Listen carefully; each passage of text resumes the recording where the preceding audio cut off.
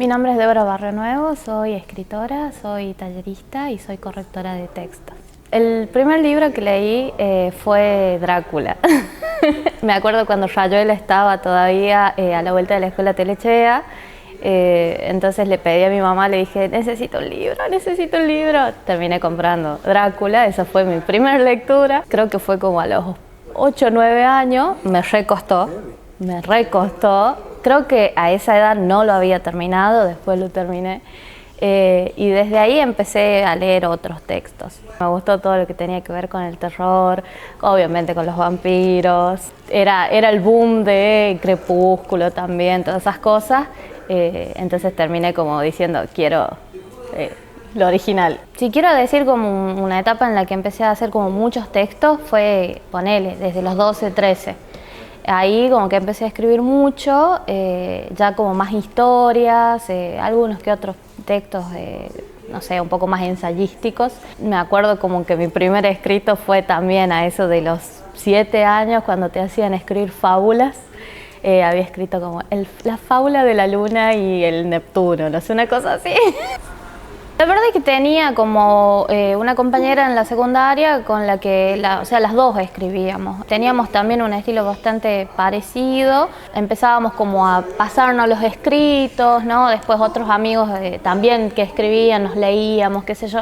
Pero era algo como muy amateur todavía. Mi primera experiencia publicando tiene que ver con una convocatoria nacional que había hecho Duncan, que era para formar parte de una antología, una serie de antologías en realidad que ellos venían ya haciendo hace rato.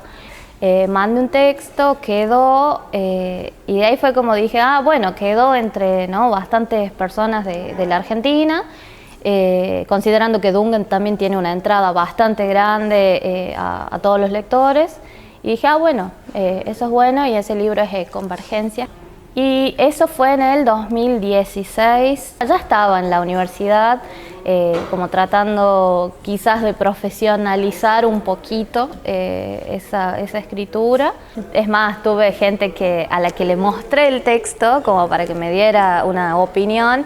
Y fue complicado porque en esa época mucha gente me decía, no, esto es basura. Creo que me desempeño mucho mejor en la narrativa y aparte llevo muchos años ya como perfeccionándola, entonces me siento súper cómoda porque sé cómo manejar los recursos, ¿no? Cómo vas a hacer como la forma de esto, que creo que por ahí la poesía tiene otro tipo, ¿no?, de escritura que no sé, nunca pude conectar, ¿no? No soy, por ejemplo, una lectora asidua de poesía, soy una lectora de narrativa. Siempre digo que a mí me interesa una especie de terror, pero que no es terror como el terror común que leemos, ¿no?, todos los días, sino que me interesa siempre ahondar en lo que puede llegar a ser el ser humano, ¿no?, como algo muy bajo, algo de muy baja moral, que tiene que ver como con los miedos posta, ¿no?, porque a veces da más miedo una persona que haga X cosa que un fantasma, por ejemplo, ¿no? Entonces, para mí ese terror es mucho más interesante cuando tiene que ver como con la psiquis de la persona. Trato de abordar quizás un poco esos temas. Me encantan las caídas de los personajes, tipo empieza súper bien el personaje, le van pasando cosas y termina muy mal. En mis textos hay mucha muerte, hay mucha sangre, pero es como una parte que me gusta mucho. Esa es como una rama. Y la otra rama en la que también como que me desempeño bastante bien, diría, es como en lo fantástico. O sea, me gusta cuando el texto empieza a ir por lugares extraños. Viste que hay una teoría de Todorov que dice que el texto tiene que ser ambiguo, ¿no?, cuando es fantástico. Entonces, por ahí jugar, ¿no?, con esa ambigüedad de cosas que pueden pasar, cosas que no. Me gusta ir por esa clase de fantástico.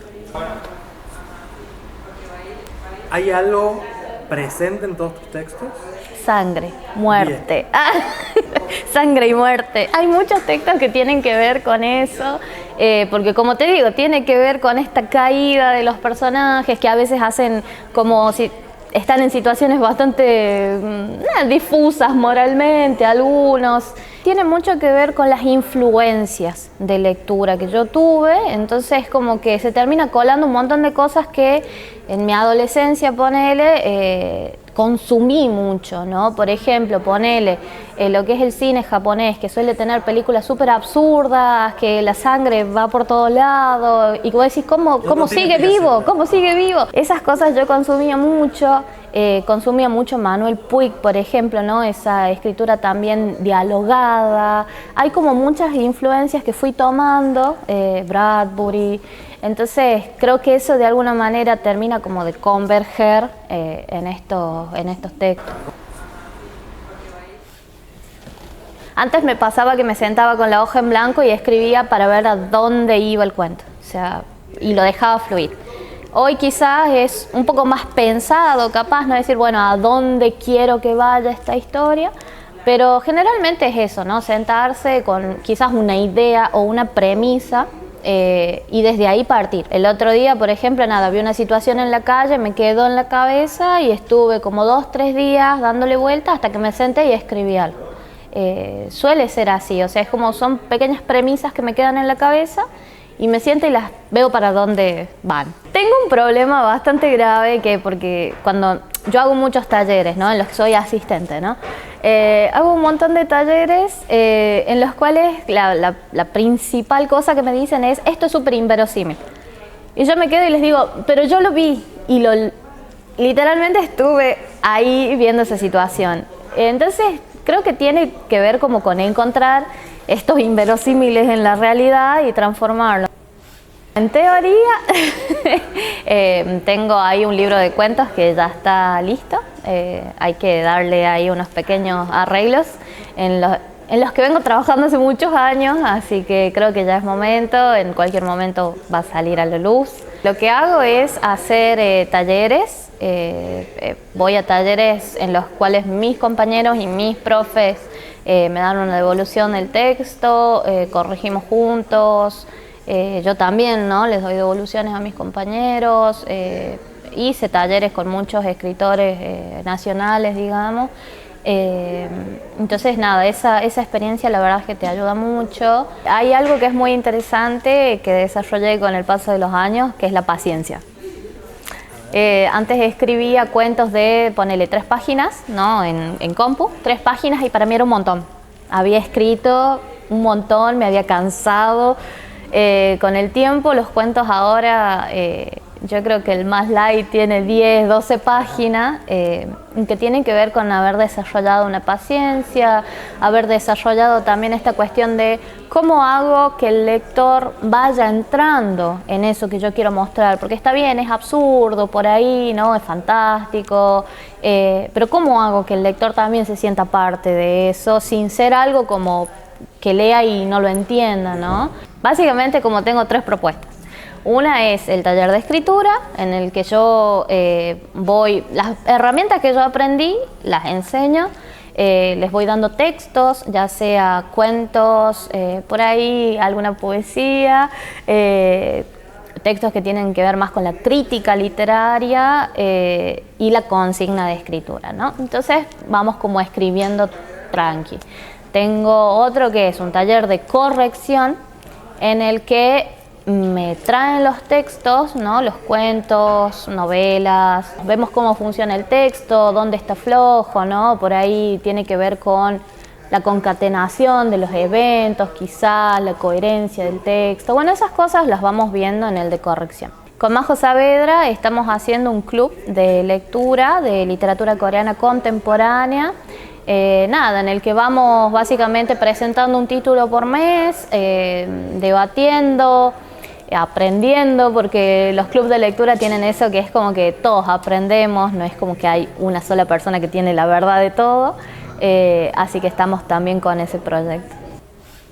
El libro Casas Remotas fue una convocatoria nacional, en realidad del Norte Grande más bien, que eso era lo que le interesaba mucho a la editorial, Voces Femeninas del Norte Grande. Quedé en esa convocatoria, ahí está un cuento. Después tenemos el del Taller de los Imagineros, ¿no? El taller que coordina Adriana Petrigliano, con el que hacen varias publicaciones. Y después también por convocatoria, pero nada que ver a la narrativa, entré al Invitados a Escribir 6, que era sobre ensayos, hablando de un ensayo de Daniel Moyano. Pregunta polémica, ¿el audiolibro es un libro? Yo creo que el audiolibro es un libro en cuanto vos le des la atención que se merece, ¿no? Porque si vos lo pones tipo, no sé, como si fuera un podcast, no sirve realmente porque le estás prestando la atención que le prestarías leyéndolo. En cambio, si vos te sentás como realmente a escuchar eso que el audiolibro te está contando, y le prestás atención y después cuando termina le podés hacer un análisis mínimo quizás al libro, bueno, no sé si decirlo leíste, pero por lo menos hay una comprensión de ese texto. Yo consumo libros en papel, no puedo de otra manera. Es más, para el club de lectura me fui a la Feria del Libro de Buenos Aires a comprar libros, ¿no? Porque yo necesito tenerlos en papel. Hay una magia del libro del papel que no sé si puede ser reemplazada por lo digital, pero tampoco estoy en contra del libro digital. Me parece que es una herramienta también que tiene que ver con acercarla a otros lectores, quizás, ¿no? Y que tiene que ver con el tiempo que vos le dedicas también, porque por ahí antes era como más común salir, no sé, a esperar el cole con el libro en la mochila, y quizás hoy podés salir, no sé, con una Kindle y leer ahí, o en el propio teléfono. Entonces también tiene que ver como con la flexibilidad del mundo, eso.